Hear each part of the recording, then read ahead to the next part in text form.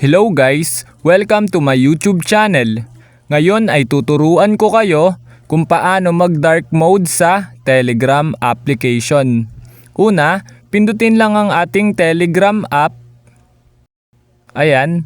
Then, ayan, kapag napindot nyo na ang ating Telegram application, nandito na kayo.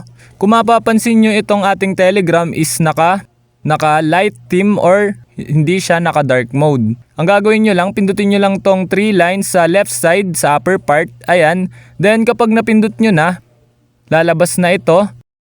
Pansinin nyo naman itong logo na ito. Ayan. Then kapag nakita nyo na, pindutin nyo lang siya. Then ayan, kung mapapansin nyo, nag dark mode na ang ating Telegram application. Ayan, hindi na siya white. Naging dark na siya. Ayan, tingnan natin dito.